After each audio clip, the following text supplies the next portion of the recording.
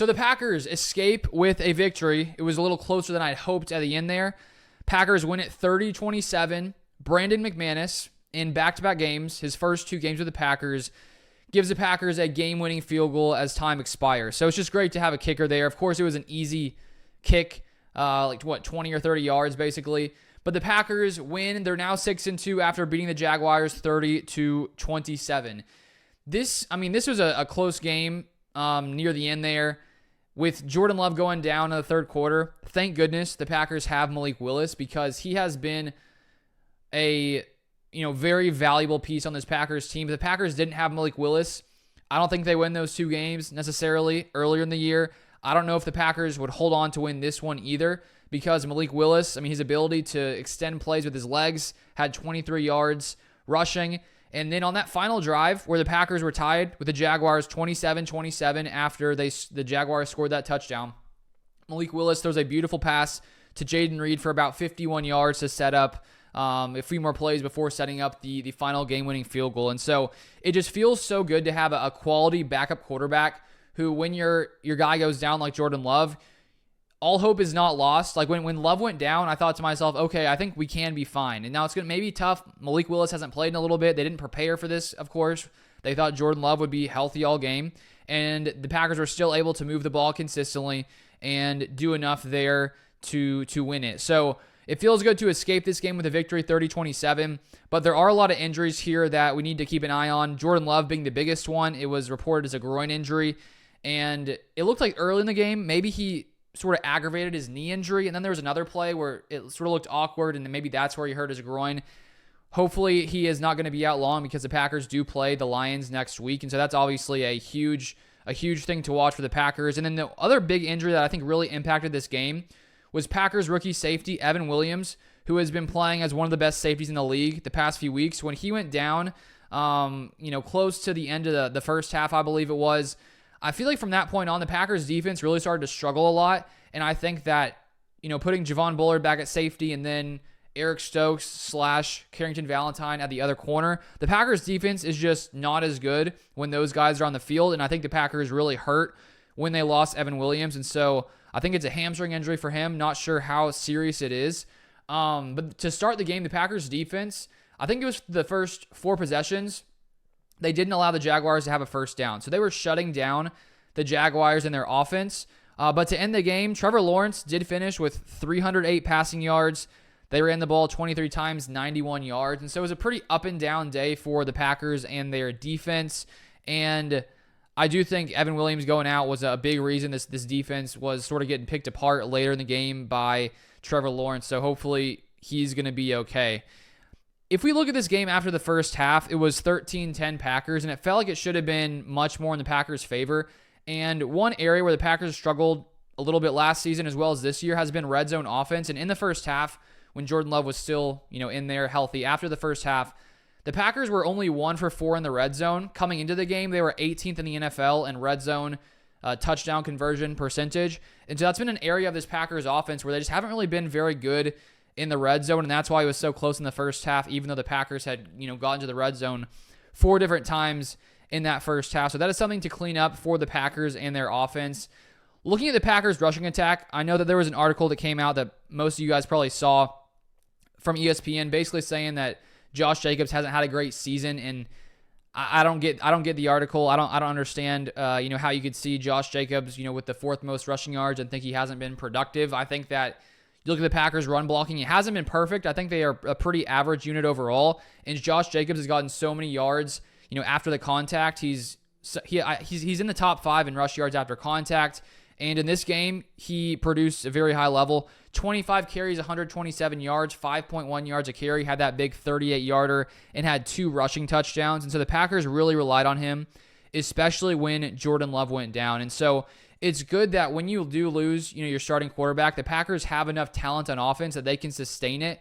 There aren't that many teams that can do it. And so to have Malik Willis out there and still be able to run the ball efficiently and, do what the Packers did when Love went down, that's really promising and just, gives you some hope that when Love does go down, it's, all hope is not lost for the Packers and their offense. So big day from Josh Jacobs.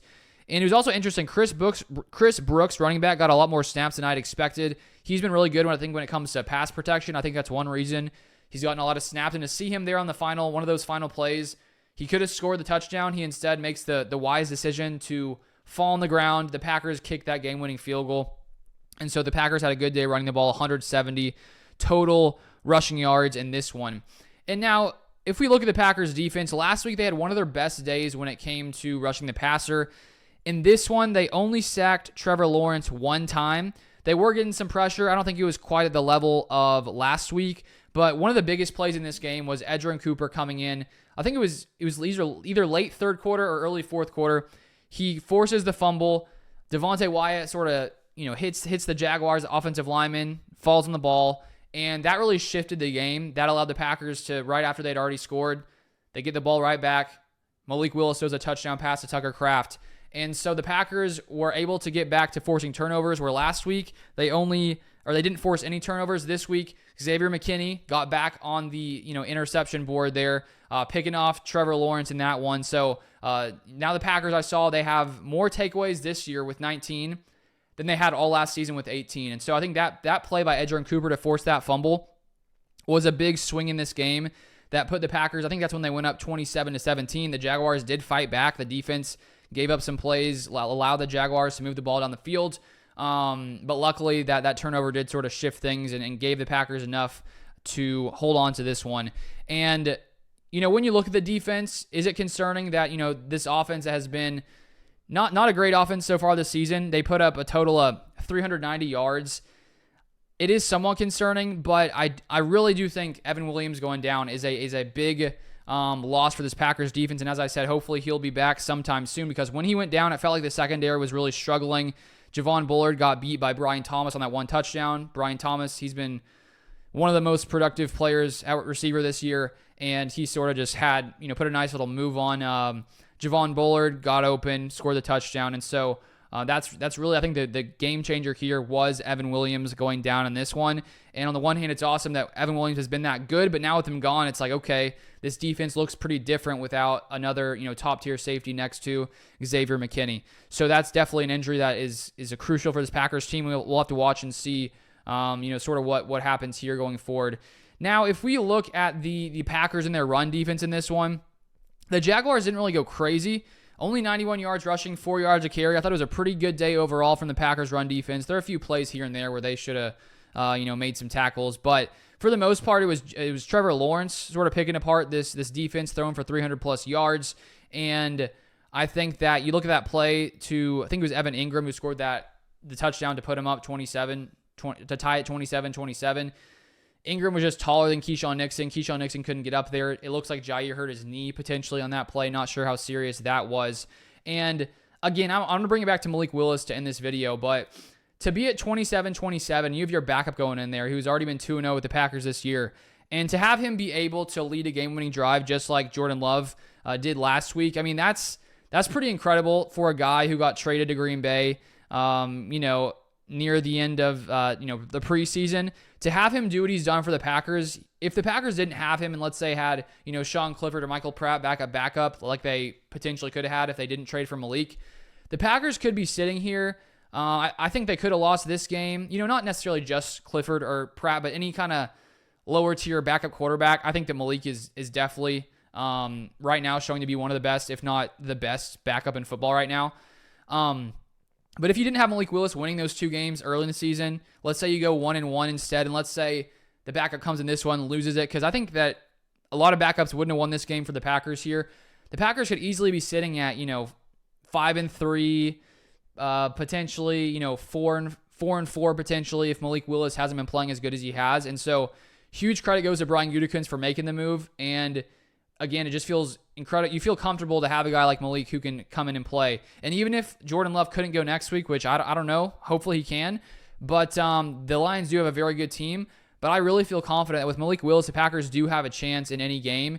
He only threw the ball 5 times, but he was 4 of 5 for 56 yards, 152.9 passer rating, 1 touchdown pass to Tucker Kraft. And I already said he added 23 yards with his legs. And so to have a guy that I have confidence in, going into a Lions game that's a really good team, that's saying something about Malik Willis. So it's great to have the Packers now at 6-2. This is a great first 8 games.